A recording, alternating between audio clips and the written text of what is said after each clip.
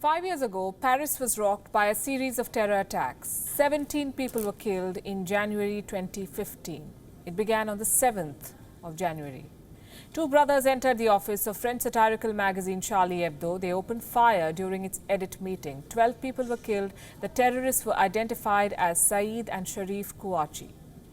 Reports claim that the witnesses heard the terrorists shouting, "We have avenged the Prophet and God is great." They were neutralized 2 days later, the shooters. On the same day, on the 9th of January, a supermarket was attacked where 5 people were shot. What triggered these terror attacks?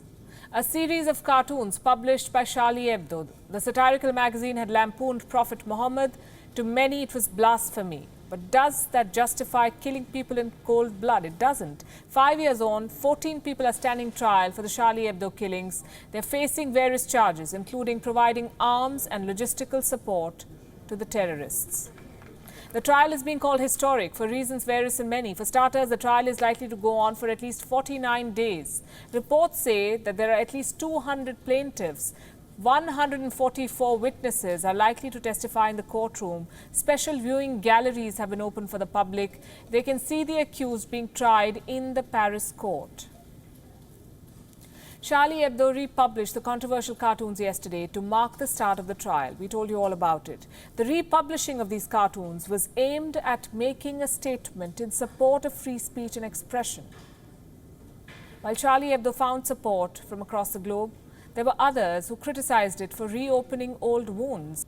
Among them was Pakistan. It said offending millions of Muslims cannot be justified as an exercise in press freedom or freedom of expression.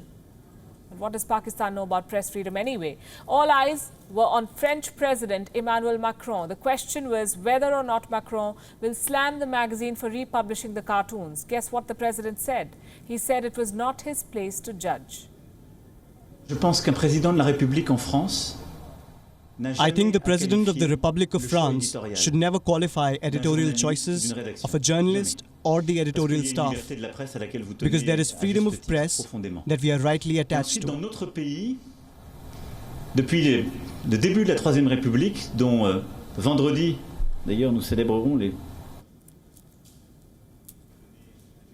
Macron upheld the freedom of expression. He had the chance to use secularism as an excuse to appease the minority, the nearly 5 million Muslims of France. But President Macron chose to steer clear of it. Instead, he mentioned that in France, you have the freedom to blaspheme.